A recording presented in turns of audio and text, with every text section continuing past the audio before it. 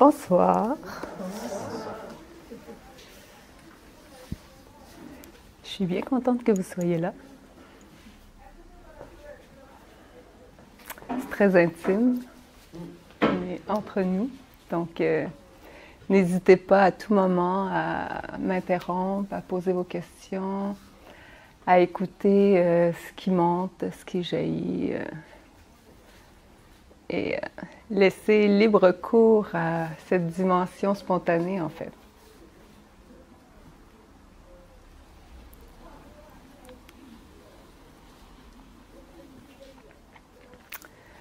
Donc, j'ai envie de commencer par une petite question.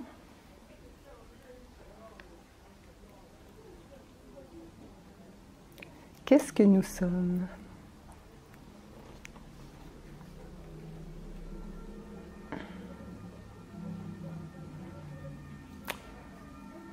Est-ce que nous sommes ce corps?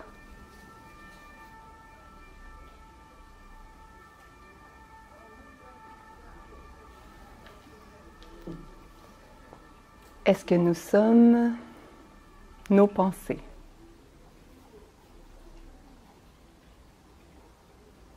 Est-ce que nous sommes notre histoire?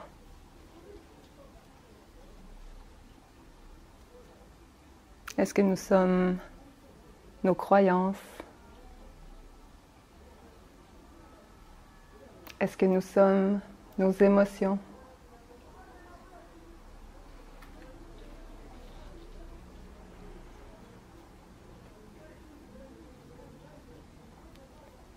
Est-ce que nous sommes les contractions?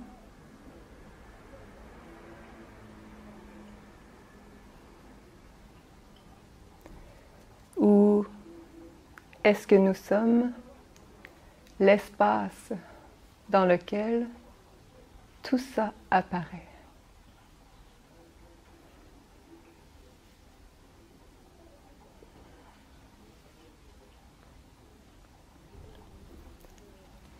Si vaste, si paisible.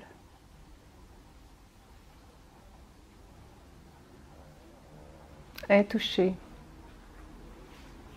intouchable, immortel.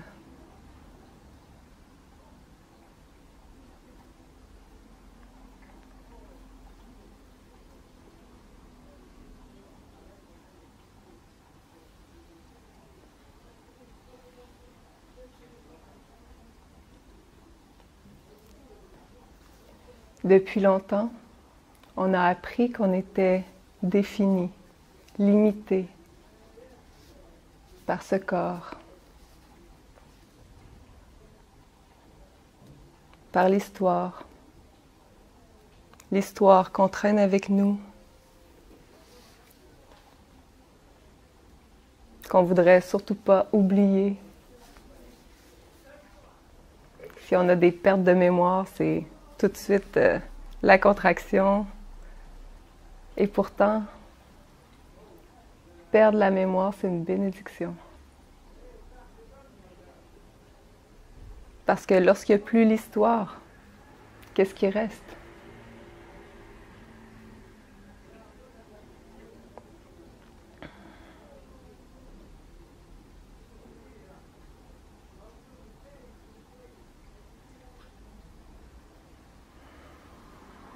C'est la pure liberté.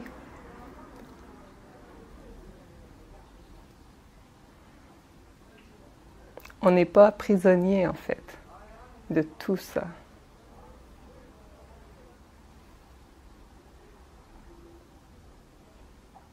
Fondamentalement, nous sommes des êtres libres.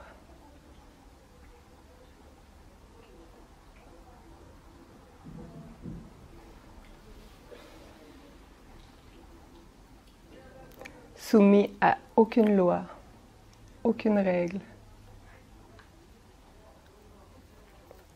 Et là, on peut voir peut-être le mental apparaître et dire « Oui, mais on vit en société. »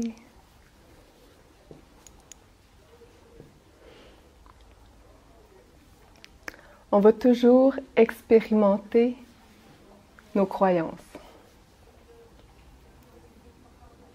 La vie qui paraît extérieure va toujours nous refléter, être le reflet de nos limites, où on croit qu'on est limité.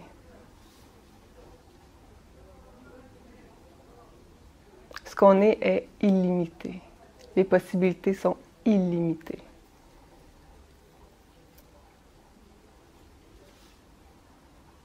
Et on reste limité tant qu'on pense qu'on est la personne limitée et qu'on se situe à cet endroit. On se positionne dans les réactions. Face à la vie qui se déroule, on est toujours en mode défensif. La personne qui se croit menacée.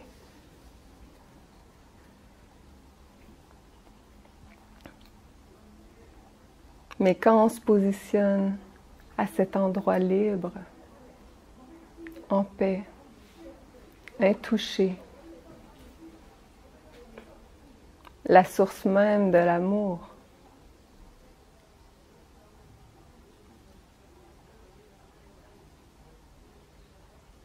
c'est l'accès à l'illimité, l'insoupçonné, ce qu'on ne peut même pas imaginer qu'il puisse exister. On a toujours appris à fonctionner à partir d'ici. Tout ce qu'on a acquis, tout ce qu'on nous a enseigné.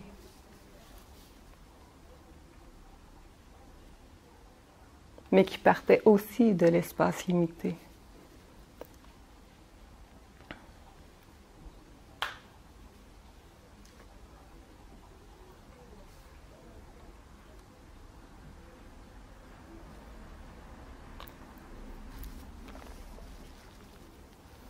Lorsqu'on se positionne dans cet espace, tout se fait de soi-même.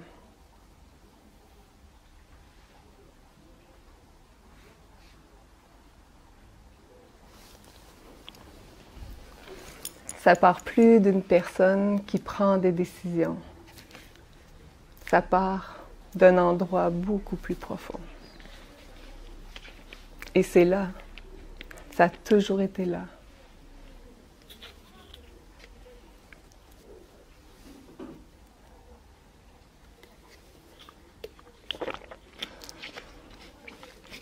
Nous ne pouvons pas être autre chose que ce que nous sommes. La pure conscience, présence, qui s'expérimente à chaque instant. C'est juste la croyance qu'on en est séparé qui nous donne l'impression qu'on est cette personne limitée.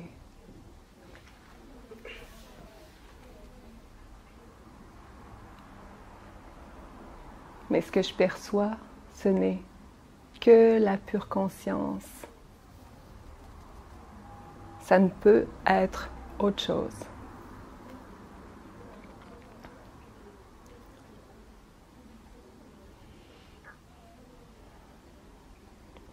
La seule chose qui nous donne l'impression d'être séparés, ce sont les jugements, en fait. Ce qu'on juge qui devrait être différent. Ce qu'on devrait vivre. Ce qu'on ne devrait pas vivre. Mais ça ne pourrait pas être différent. Il n'y a pas d'erreur. Il ne peut pas en avoir. Tout est parfait et tout a toujours été parfait.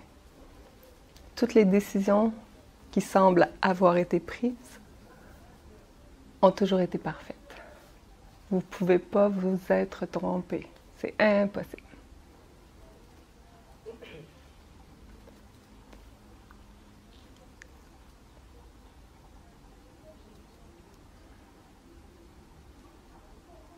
Toute cette vie expérimentée, en fait, c'est pas pour la personne.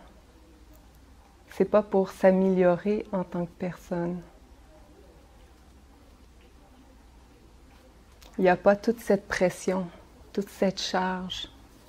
Vous pouvez dès maintenant relaxer, relâcher totalement la pression.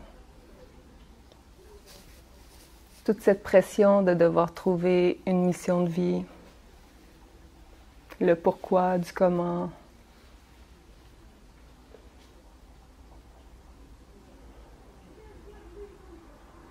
Toute la pression de faire les bons choix.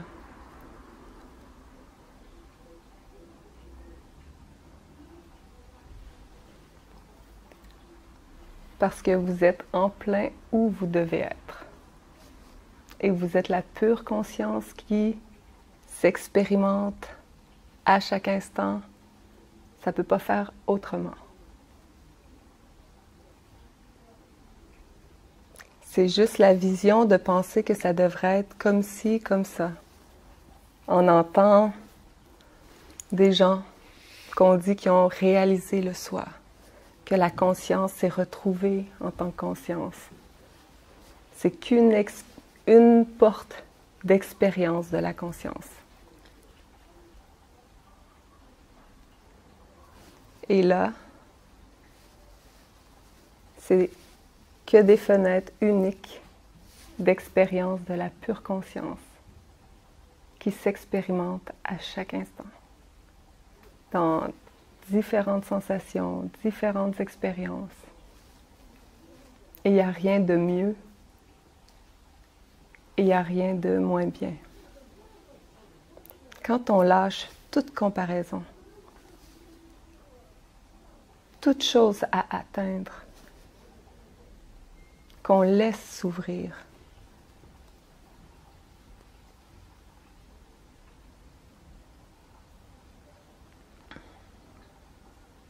il n'y a plus de lutte contre ce qui est. Donc, tout l'aspect divin que nous sommes peut se déployer.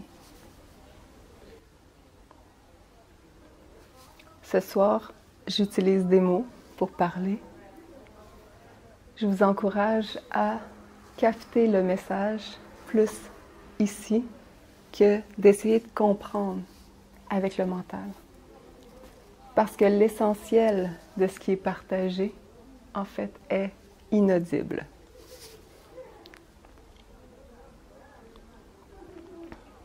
Je pourrais vous raconter l'histoire de Cendrillon.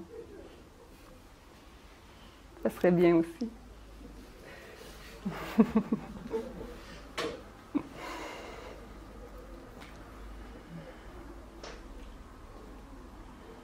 Et c'est encore une histoire.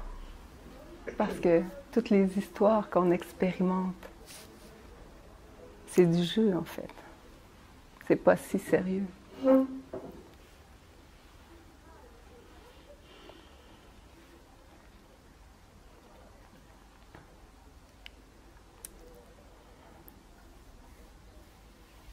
On est de merveilleux acteurs à l'œuvre, en tout temps. Et on met en mouvement le merveilleux scénario qui nous est octroyé à chaque instant. Et ça nous apparaît à chaque instant, en fait. C'est dans cette qualité d'attention dans l'instant.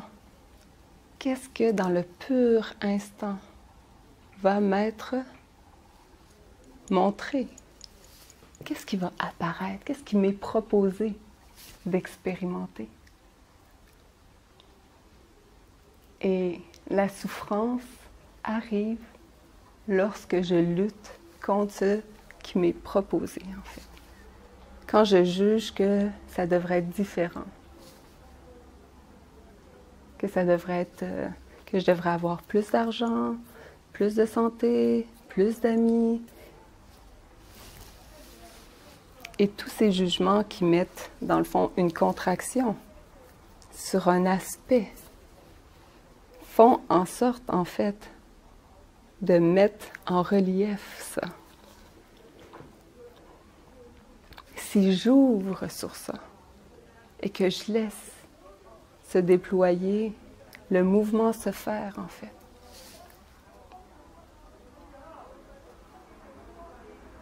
ça ne pourra pas rester.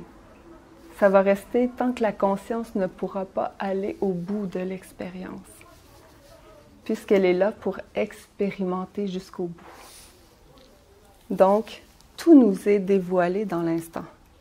Soit ce qu'on n'a pas voulu expérimenter jusqu'au bout, soit l'expérience qui nous est proposée. Donc, de toute façon, c'est toujours d'aller au bout de ce qui est dans l'instant.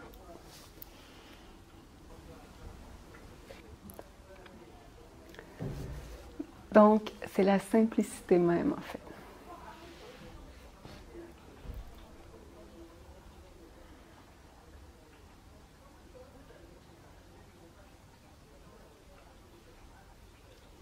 C'est toujours d'observer, de rester avec ce qui est, de suivre le mouvement.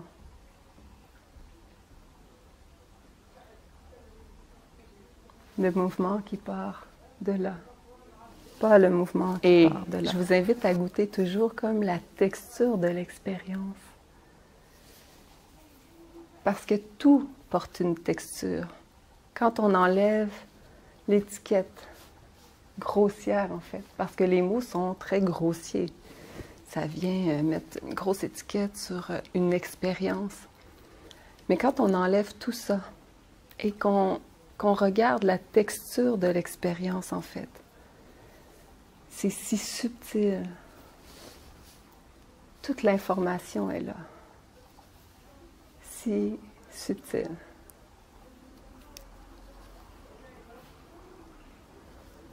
Et ça goûte si bon de se positionner là. Lâcher un peu ça qui est mis en valeur depuis qu'on est tout petit, en fait. Toute l'attention est toujours portée là.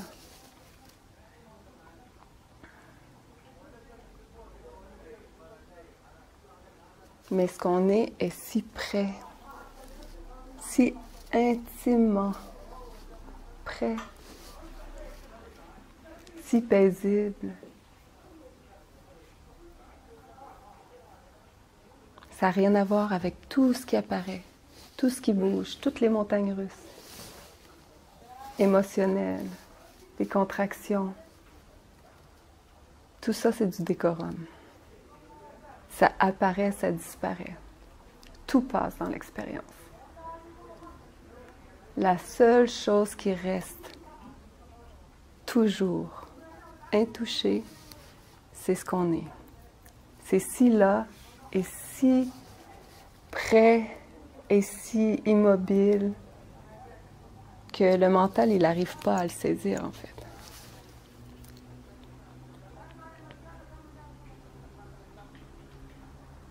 Mais qu'est-ce qui est depuis toujours avec vous, qui n'a jamais bougé, qui est toujours si présent?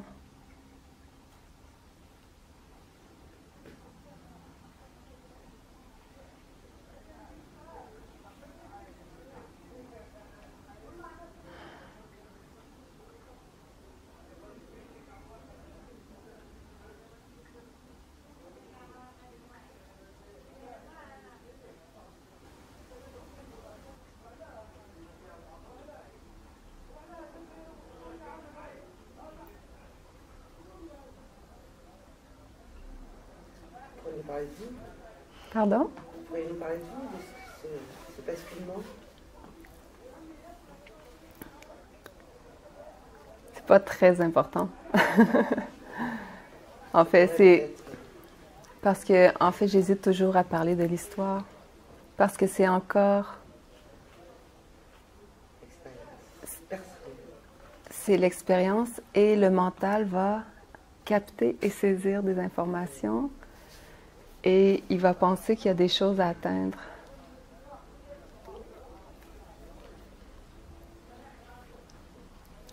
Parce qu'on se fait toute une idée, en fait, de ce qui est l'éveil.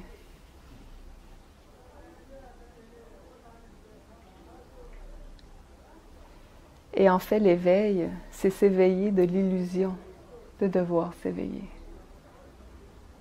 de devoir atteindre quelque chose.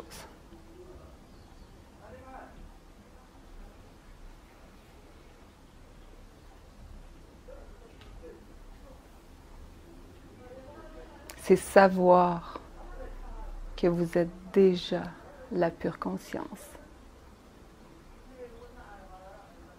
à chaque instant, qui goûte l'expérience. C'est vous positionner dans cet espace divin qui observe ça, qui goûte ça.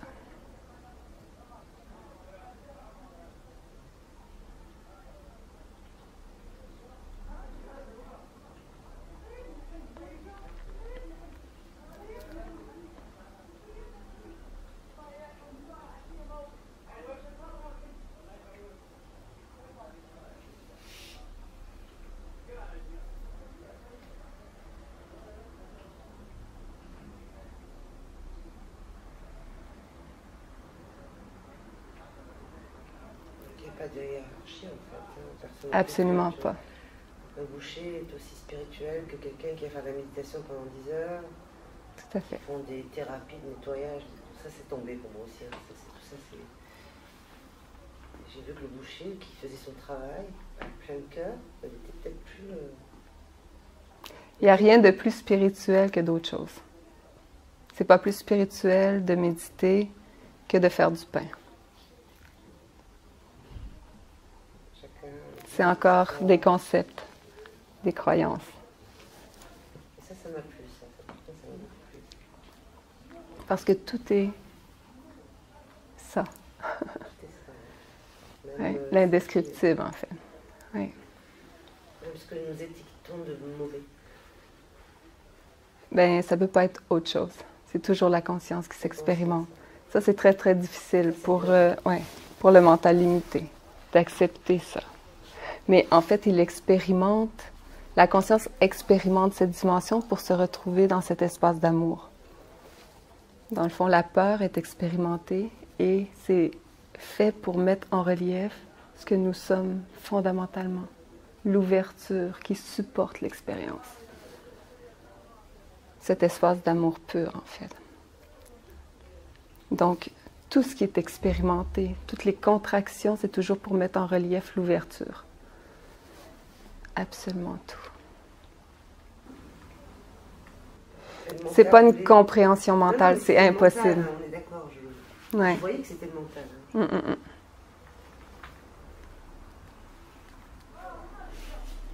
Ça ne pourra jamais être compris mentalement.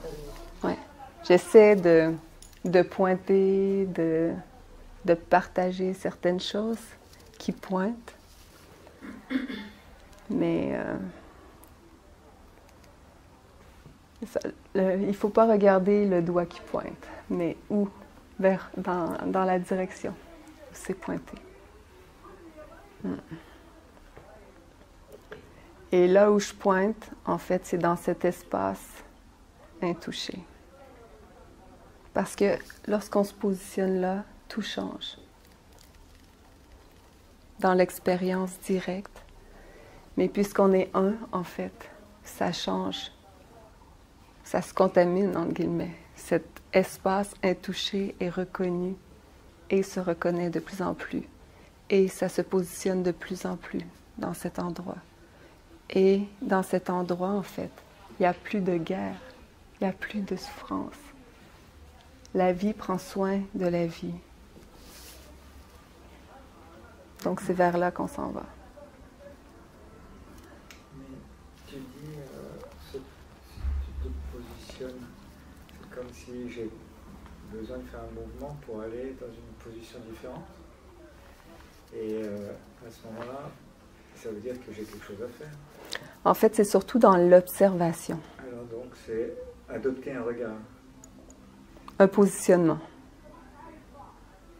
C'est ce qui est difficile à expliquer parce que dans le monde relatif, on expérimente le choix, on expérimente quelque chose à faire, alors que dans l'absolu, ça se fait toute seule, il n'y a pas de choix. C'est cette merveilleuse expérience, en fait, qu'on vit. Et c'est toujours dans la relation si intime à soi pour trouver ces clés. Quelque part, c'est comme une chasse au trésor. On est tous dans un anniversaire et le jeu principal, c'est la chasse au trésor. Et on doit trouver les clés uniques, en fait. On a chacun une carte.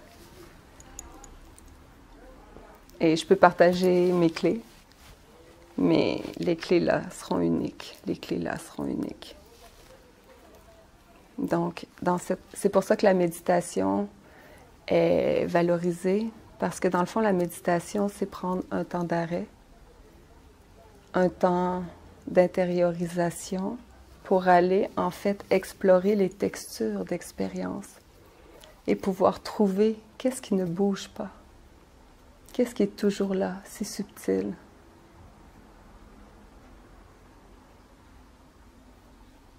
En fait, j'ai le sentiment qu'il y a besoin comme d'un feu, comment dire, quelque chose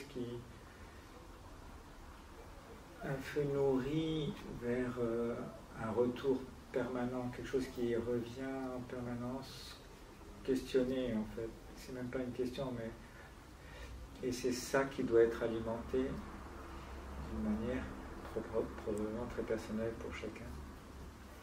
Et c'est parce que je vois bien qu'il n'y a pas de... Le mental ne peut rien je veux dire, prendre, mais il y a quand même quelque chose qui doit se mettre en œuvre pour, comme un rappel incessant. Et si vous observez bien, ça se fait de soi-même. Ce mouvement se met en place de lui-même. Ça se fait, ça grandit, on dirait, et je peux être que témoin de ce grandir-là. Oui. Donc le mouvement, il ne part pas d'une personne qui a quelque chose à faire, mais il part d'un endroit immobile où les choses se font. C'est ça la subtilité, en fait.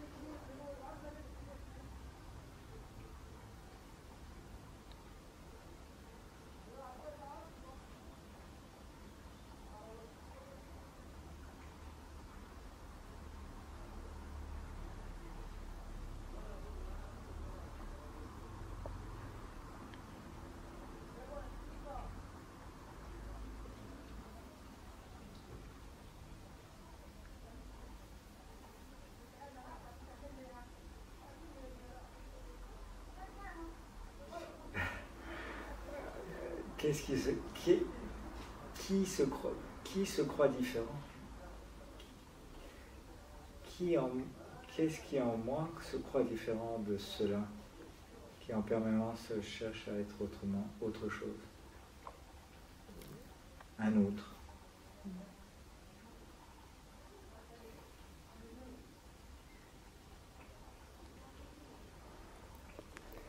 Est-ce que vous pouvez voir que la question porte la réponse en elle-même?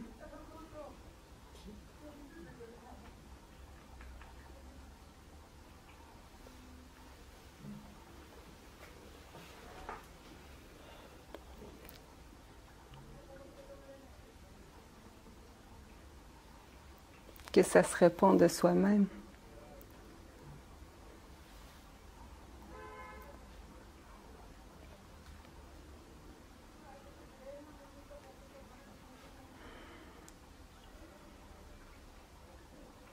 Oui, il n'y a personne, je vais dire.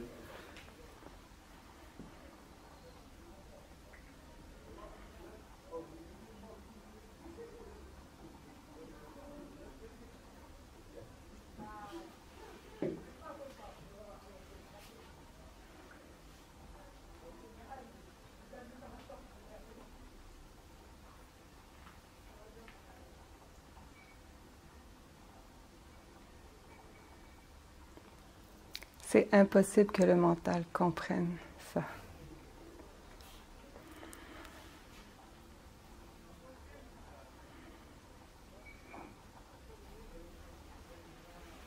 Mais ça c'est.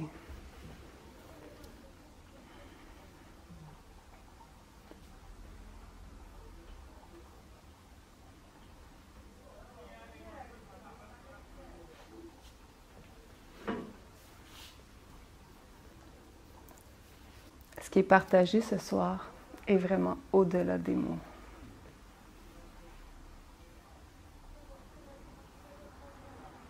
C'est dans cette reconnaissance, en fait, de la conscience qui se reconnaît, en fait, constamment.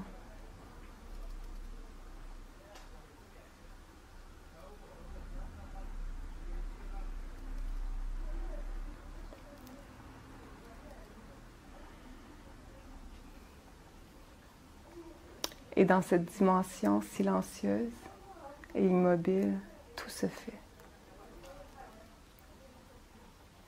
Quand vous voyez la guerre à l'extérieur, je vous invite à regarder la guerre à l'intérieur.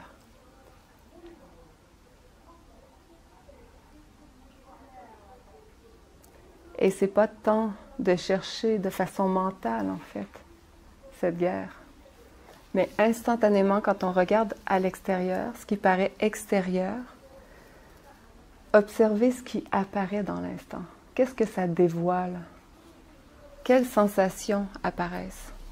Ça vient juste montrer des morceaux d'histoire. S'il n'y avait pas d'écho, en fait, ça passerait simplement. Il n'y aurait aucune friction, aucun accroche. Et c'est toujours dans l'accueil.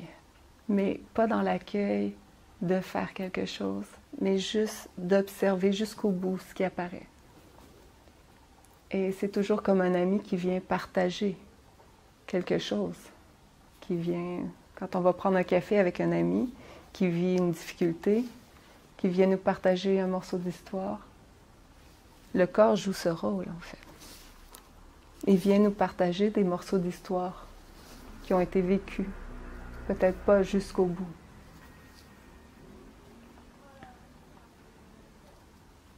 Donc, tout nous est toujours dévoilé dans l'instant. C'est pour ça qu'on n'a pas besoin de chercher. La vie s'enseigne à elle-même. Elle se rappelle à elle-même constamment. Donc, lorsqu'on lâche le désir personnel, le vouloir personnel, on a accès à un endroit qui sait, qui a toutes les visions. Et c'est là qu'on a accès, en fait, à l'illimité. Et qu'on peut être surpris de tout ce qui peut se produire. Des choses qu'on ne pourrait même pas imaginer qui existent.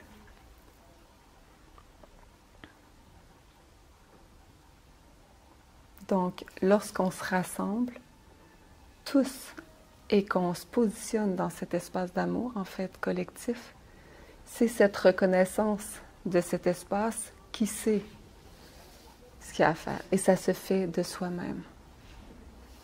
Parce que si ça part d'un vouloir personnel, c'est très restreint. Très limité. Juste se placer dans cet espace-là d'amour. Oui, oui. Ça se passe dans l'immobilité. Et j'aime beaucoup, beaucoup cet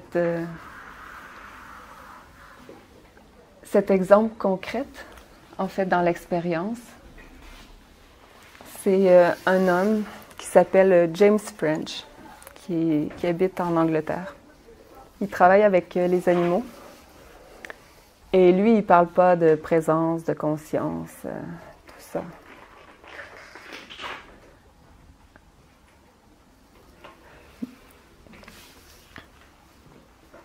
Mais en fait, il utilise le mot espace sans pensée. Et il se met en méditation. Mais ce n'est pas nécessairement une méditation les yeux fermés, comme ça. C'est vraiment dans l'immobilité de la pensée. Et il travaille avec des lions, avec toutes sortes d'animaux. Et toujours lorsqu'il arrive sur place, les animaux viennent près de lui et naturellement, ils se couchent, ils se détendent et ils s'endorment. Et dans cet espace, en fait, tout se fait, tout se relâche. C'est l'histoire, c'est l'endroit sans histoire. Cette reconnaissance que nous ne sommes pas l'histoire.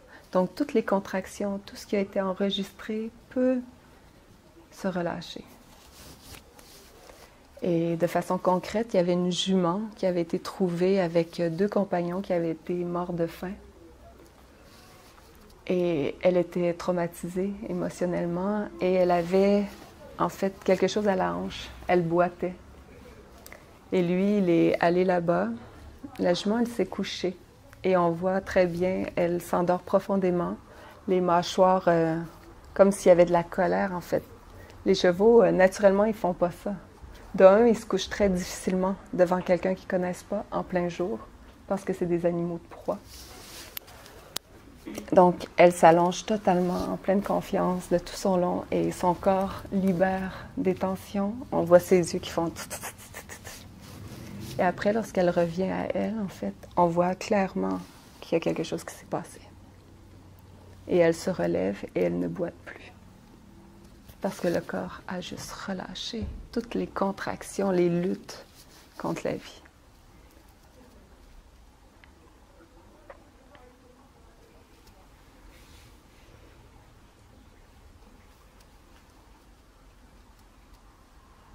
Donc, dans cet espace d'amour et ce non-faire, tout se fait de soi-même. Tout se libère. La vie prend soin de la vie.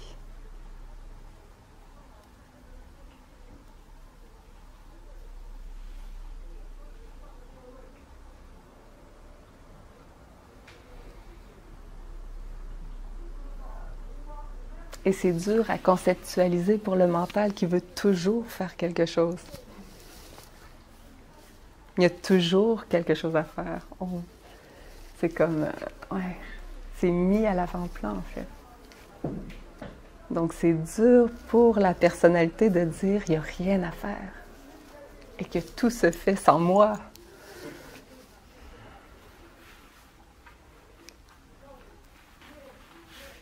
Comment se crée une pensée? Comment vient-elle? Je vais raconter un autre bout d'histoire. Quelques années avant la réalisation, et quand je dis la réalisation, c'est pas une personne qui se réalise, c'est la conscience qui se retrouve elle-même. Et justement, c'est vu qu'il n'y a personne, il n'y a pas la personne qu'on croit devoir protéger, en fait. Ça n'existe pas. Il n'y a pas... Donc ça, c'est clairement vu, mais donc des années avant, on habite au Congo, je dors profondément et soudainement, une très grande force me réveille et je m'assois dans mon lit. Il y a une petite lumière, donc je vois très bien les meubles et soudainement, pouf, tout disparaît. Il ne reste que des particules. Je suis dans toutes les particules de l'univers. Mais il n'y a personne pour prendre conscience de ça. C'est juste par après que j'ai conscientisé ça. Donc, il n'y a absolument rien. C'est comme de la neige, en fait. Je ne sais pas si vous voyez, dans une télé, avant qu'il y ait une image qui apparaît, c'est comme juste des petites particules blanches là, qui dansent. Et soudainement, une pensée est arrivée et a été saisie. Et ça a recréé le monde, spontanément. Donc, les pensées ne nous appartiennent pas. Elles jaillissent. C'est lorsqu'elles sont captées, en fait, qu'elles créent. Et il y a d'autres enseignements dans ça.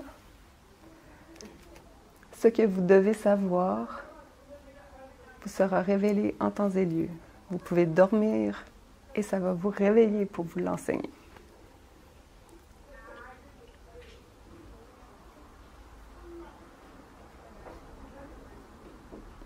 Donc, c'est pour ça que vous pouvez vous détendre totalement. Vous pouvez être sûr que ça va vous trouver. Il n'y a aucun souci.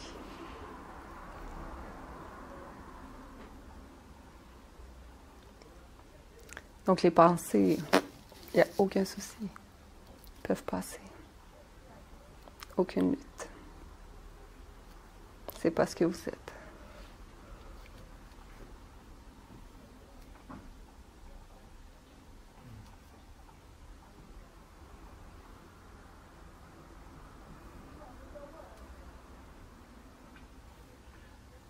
L'idée qui me vient, c'est que cette conscience, enfin bon, on ne sait pas trop pourquoi, ni elle a envie de se faire l'expérience du non-amour. Et donc, comme tout est amour, ben, c'est impossible. Donc, elle va se créer un jeu vidéo, un jeu virtuel. Et il faut un ordinateur pour qu'il y ait un jeu vidéo. Et donc, cet ordinateur, ben, c'est notre mental. Et c'est tout à fait ça, en fait. Je prends souvent cet exemple d'ordinateur pour dire, dans l'ordinateur, on écoute des films. Il y a des histoires qui se passent. Les acteurs, ils ne sont pas dans l'ordinateur. On a beau regarder, c'est que de l'information. Et c'est comme ça dans le monde relatif aussi. Et c'est là où, si on dit tout est amour, Mm-hmm. nous, en fait, ce qu'on vit dans cette expérience, c'est justement le non-amour, la séparation. On expérimente ça. On est là pour ça. Ouais. Comme si on était coupé de l'amour. Mm-hmm. Enfin, On a l'impression. oui, c'est ça. C'est pour se rendre compte, en fait, que l'amour, il est dans tout. Même dans ce qu'on croit être sans amour. On se rend compte qu'à l'avant-plan, c'est l'amour qui est là. Mm. C'est comme dans la matière, on ne pourrait pas penser qu'il y a du vide. Mais c'est composé majoritairement de vide. À 99,9999% de vide. C'est la même chose pour la contraction, la douleur, la souffrance. On ne pourrait pas penser que l'amour est là. Mais c'est à 99,999% rempli d'amour. On vit dans un monde inversé. On croit que la matière c'est ce vide, alors qu'en fait c'est pas ce vide. Et puis, je pense que la conscience, la conscience c'est ce qui est le plus stable de. Nous, on pense l'inverse. Mm-hmm. La conscience, c'est ce qui soutient l'expérience. Ouais, c'est là, c'est si là. C'est là. Pour moi, même physiquement, pour les yeux, physique, je perçois la conscience, la présence, bien avant tout ce qui est matériel. Donc, il y a comme cette paix qui est à l'avant-plan.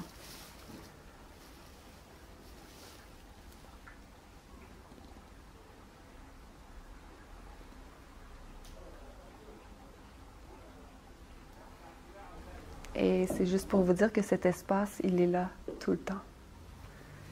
C'est juste le positionnement, en fait. Soit on se laisse aspirer par l'histoire, ou soit on est positionné dans cet espace de paix, toujours là. Et tout est OK. Mm. Quand ça se fera, si ça doit se faire, c'est de soi-même, ça se fera. Tout à fait. J'ai bataillé pour l'avoir, j'ai arrêté.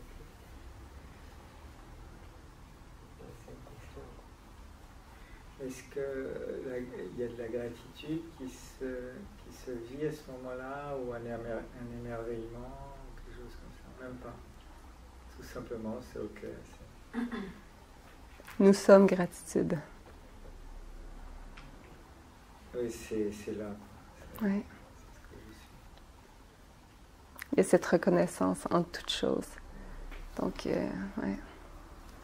Un plaisir, non? Même pas. C'est la neutralité, en fait.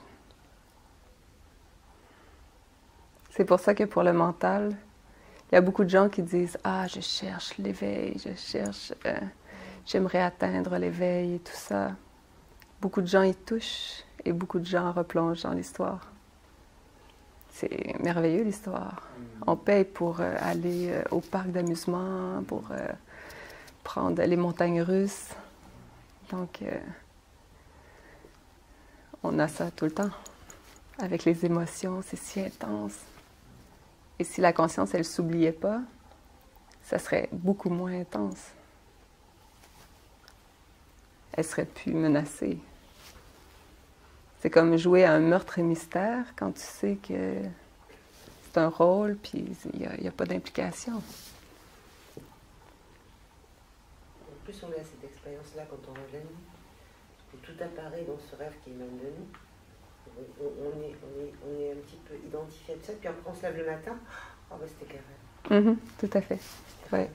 Alors qu'on était vraiment pris dedans avec le temps, des mois, des jours, alors que ça a duré quelques mois. C'est comme si nous-mêmes, en tant que conscience, nous nous rappelions voilà, comment on a pu créer tout ça. C'est comme un écho en fait. Et le but, c'est pas de se séparer de ce rêve non plus. C'est d'embrasser ce rêve, puisqu'on est là pour l'expérimenter. Donc, vivons-le à fond, goûtons, expérimentons, puis il n'y a aucun souci. Amusons-nous. Par rapport à votre état d'être, il n'y a plus d'émotions. Vous l'éliminez comment, les émotions? Il peut y en avoir qui apparaissent. Ils passent rapidement puisqu'il n'y a rien pour l'attraper. Ouais. Mais la majorité du temps, c'est neutre, en fait. Il n'y a plus d'anticipation. Donc c'est plat, non? Ça paraît plat pour le mental. Ça peut paraître plat. Oui. C'est souvent ce qui m'est rapporté. Pour les gens qui saisissent cet espace, ils ne veulent pas nécessairement cet espace. Ils veulent autre chose. Ils disent, ça ne peut pas être ça. C'est trop plat. C'est pour ça que l'expérience de la souffrance permet d'apprécier cet espace. Souvent, ça prend des souffrances extrêmes, en fait, pour que la conscience se retrouve dans cet espace de paix et apprécie de se retrouver là. Apprécie. On joue avec les mots, là. Mais qui est plus ce désir de se laisser aspirer et de goûter l'expérience. Mais la vie se vit, donc par exemple, c'est pas pareil, mais le goût par exemple, est-ce que pour vous quelque chose est bon ou pas bon, beau ou pas beau? Oui. Ça apprécie énormément l'expérience. C'est fasciné en fait partout par les histoires. C'est un peu comme un enfant en fait à qui on raconte toutes sortes d'histoires. Tu sais, c'est fasciné, tout est nouveau toujours et ouais, ça c'est là. Comment j'avais dit ça hier, Isabelle? Des fois je dis des choses, je dis ah c'est bien dit, mais sauf que je suis jamais capable de m'en souvenir. Donc, mais par rapport à l'expérience, c'est que ça part plus d'une personne, en fait, qui... Comment j'avais dit ça, donc? Par rapport à ce que...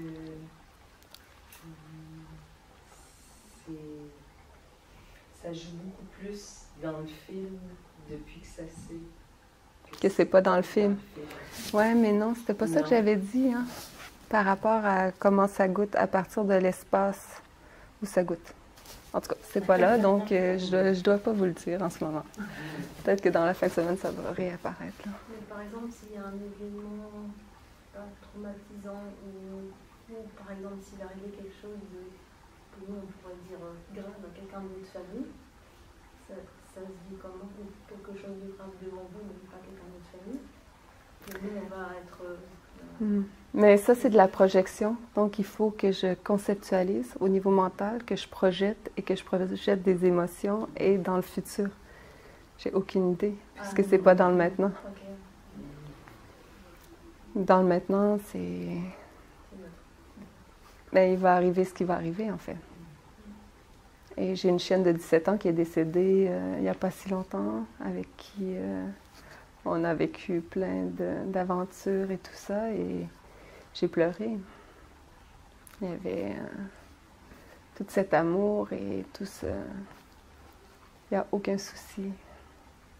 Tout est accueilli de soi-même. Donc, oui.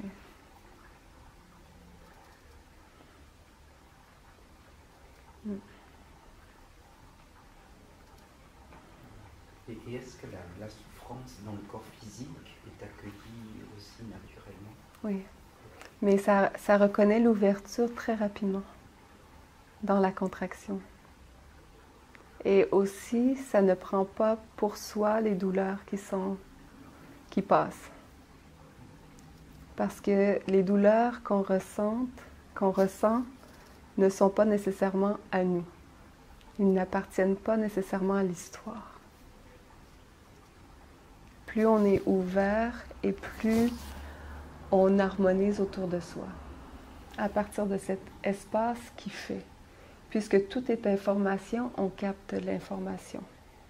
Si on se met à penser que tout ce qu'on ressent nous appartient en tant que personne, c'est là qu'on est dans le trou.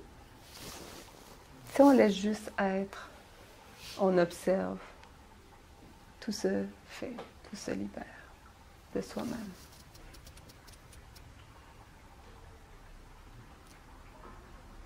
C'est quand on pense que c'est à nous et qu'on en fait quelque chose de personnel et qu'on contracte dans l'histoire.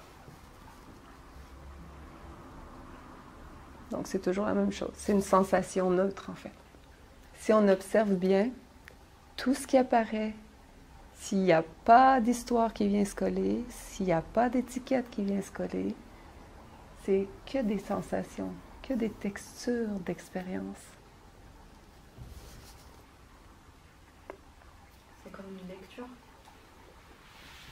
Une lecture de ce qui passe, en fait. Oui. C'est comme si on est une antenne. Donc, dépendamment quel poste on syntonise, on capte telle ou telle musique.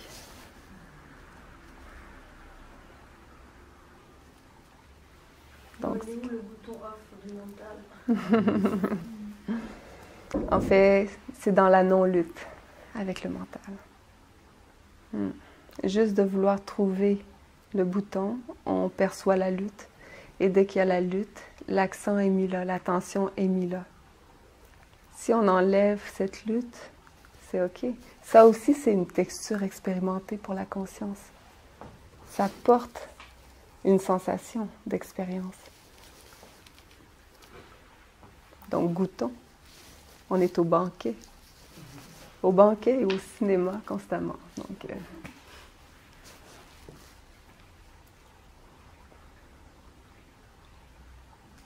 Et c'est pas forcément aisé pour le mental de saisir la non-lutte.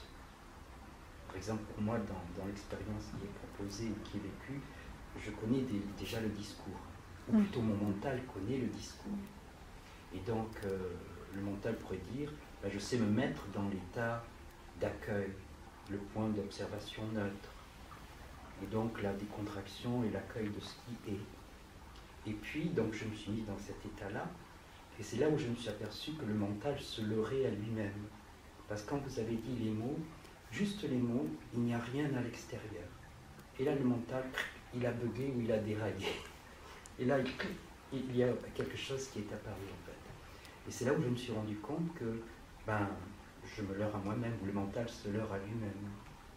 Et que c'est pas aussi simple dans la compréhension parce que les mots sont trop limités et qu'il y a juste le vécu de l'expérience qui peut montrer comment le mental a de la force et puis comment il peut reprendre la force parce qu'il y a eu une ouverture et puis il y a eu un retour en arrière ici de par le mental. qui voit tout ça?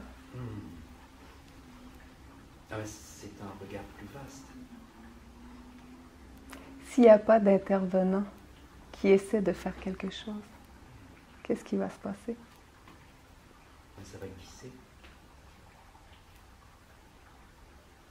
S'il n'y a pas quelqu'un qui essaie de trouver, de trouver la solution, mais qui a juste l'observation de c'est quoi les schèmes, c'est quoi les mouvements, comment ça se déploie, c'est quoi les réactions, et qu'on laisse tout ça se passer, qu'on fait qu'observer en fait.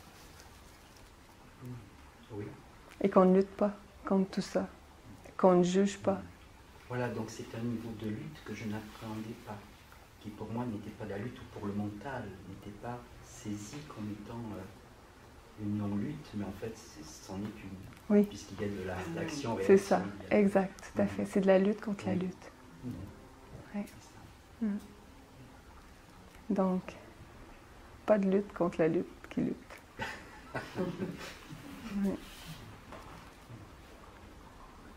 Et on peut goûter toutes les subtilités de ça quand on reste avec. En fait, c'est un cinéma 3D. Il y a le film, il y a les sensations, les émotions, il y a tout. Incroyable.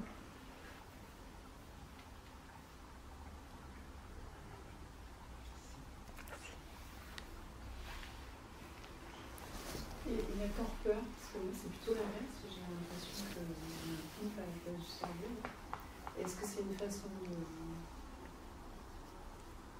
fuir ou est-ce que c'est vraiment véritablement quelque chose qui se débranche et qui se passe Donc, il n'y a pas de pensée ici, c'est...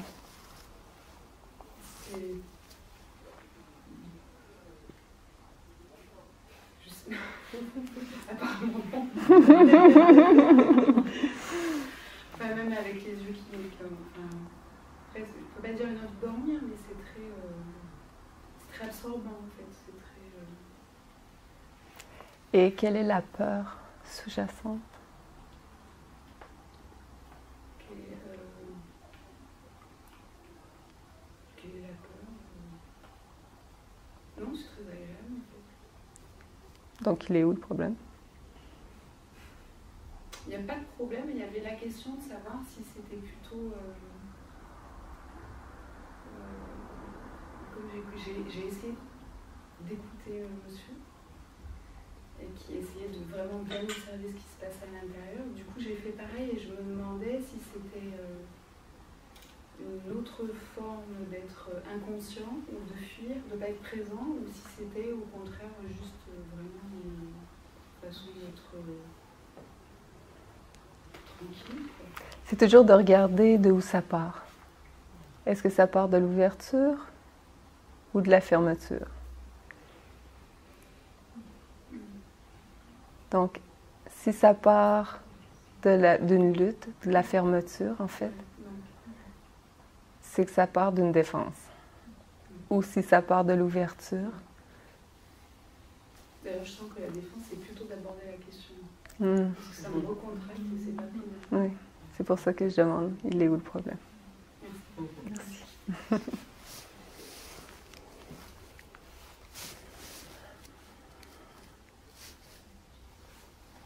Qu'en est-il des personnes qui basculent très souvent dans des états de violence, sans arrêt? Et alors, je vous pose cette question parce que j'ai une patiente qui est comme ça. Et si je lui dis d'accueillir ça, parce qu'elle expérimente ça, c'est comme si, j'ai l'impression que je lui disais, c'est comme si elle allait cautionner ces états de colère en permanence. Et c'est toujours de plus en plus violent et ça va de plus en plus loin. Oui, parce que c'est encore une question de lutte. Parce que même dans le fait d'accueillir, c'est la lutte contre ce qui est.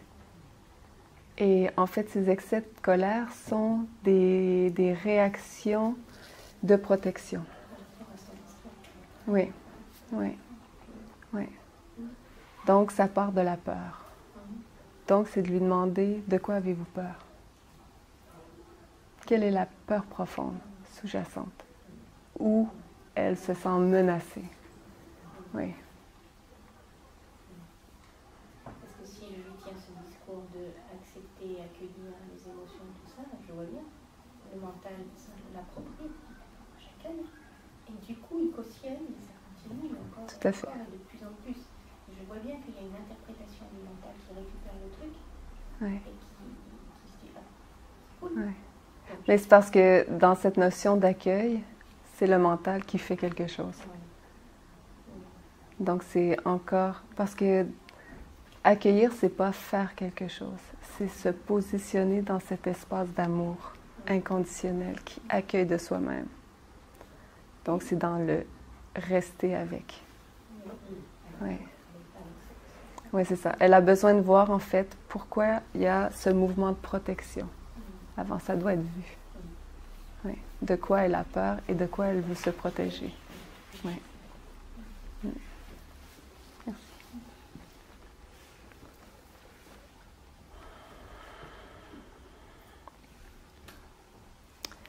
Est-ce qu'il y a une ou deux dernières questions?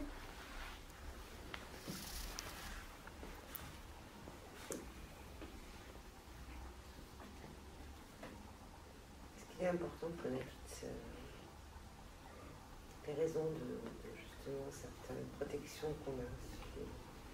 On a tous plus ou moins une enfance avec des petits bagages, soit positifs ou négatifs. Parce que quand on a des colères, quand on a de la culpabilité, on le sait parce que la vie dans le monde, chercher du bien et qu'on n'arrive pas à trouver, est-ce que c'est important? Est-ce qu'à un moment donné... Vraiment pas. Mentalement, probablement qu'on ne pourra jamais trouver. Est-ce qu'elle ne va pas à un moment donné s'épuiser d'elle-même, se douter d'elle-même jusqu'à... Oui, mais c'est spécifique. Les réponses qui viennent sont spécifiques à chaque personne. C'est pas généralisé. Je le sens très bien. Elle me pose une question et je regarde qu'est-ce qui apparaît. C'est pas une question mentale. C'est pas une réponse mentale que je vais donner. D'accord, j'ai compris. Oui. Donc, mais de façon générale, plus générale, en fait, que de rester dans la sensation. On n'a pas besoin de savoir de où ça vient, de où ça part, et de remonter là et de faire tout un cinéma et une recherche mentale, parce que de toute façon, mentalement, on va probablement même pas trouver la source. Ce qu'on doit savoir, de toute façon, ça va apparaître dans maintenant. Si on doit le savoir et le conscientiser de façon imagée, de façon mentale. En fait, quand ça arrive et que c'est un su, c'est juste, et ça ne dépend pas d'un vouloir personnel. C'est juste qu'on fait la vaisselle, il n'y a absolument rien, soudainement, pouf, il y a une vérité qui apparaît, c'est un su. On ne sait pas de où, de comment, tout ça. Et il n'y a rien à faire avec non plus. C'est juste que ça apparaît comme ça. Mais juste dans se rester avec cette sensation, en fait, on a toutes les subtilités de l'histoire. On n'a pas besoin d'étiqueter, de mettre des mots, de traduire. C'est une étape qui n'est pas nécessaire. Ouais.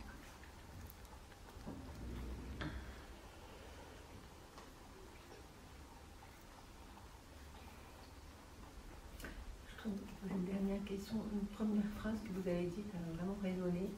C'était une bénédiction de perdre la mémoire. Et quand cette perte de mémoire est suite à un problème de santé au niveau cérébral, effectivement, la plupart des gens qui le vivent, alors moi je l'ai vécu, donc c'est pour ça que j'en parle, parce que c'est resté une grande question.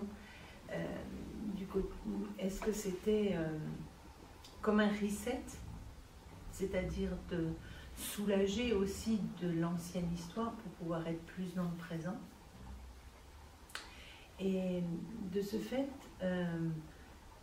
est-ce que ça aide peut-être se positionner plus spontanément dans l'espace d'amour justement où on laisse faire?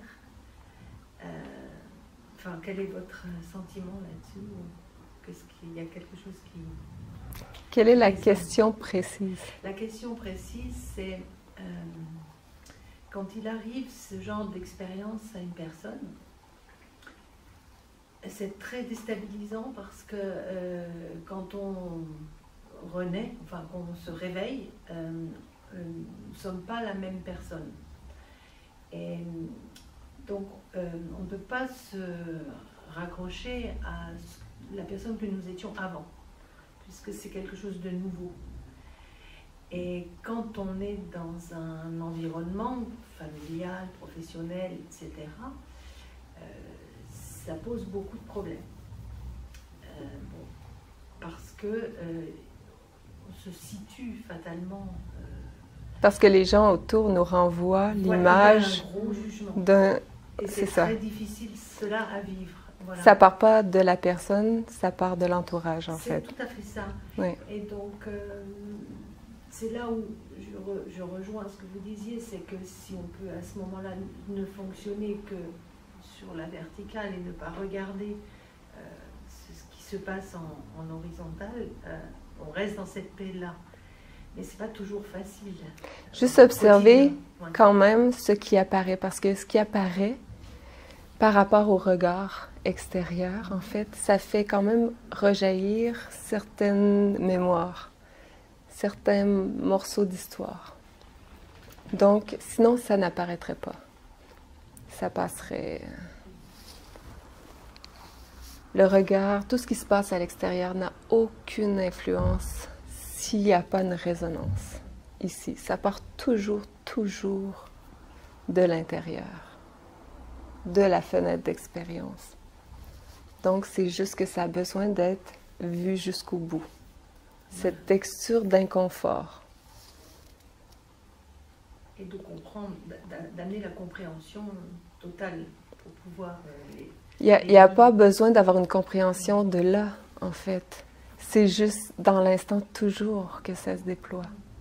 Il n'y a que l'instant. Et en fait, le fait de ne pas avoir toute cette histoire, pour les gens, en fait, c'est déstabilisant parce que c'est toute l'identité. C'est leur identité à eux qui se sent menacée. Ça n'a rien à voir avec vous. Ou avec la personne qui a... Je ne sais pas si c'est vous qui avez perdu la mémoire, mais... Donc, c'est ça. C'est juste le reflet de l'inconfort des autres.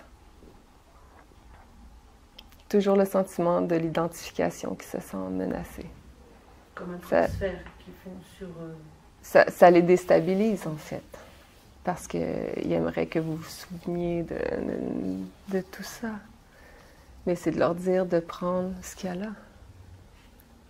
Toute la nouveauté, la pureté, le cadeau, en fait. C'est un merveilleux cadeau pour eux aussi.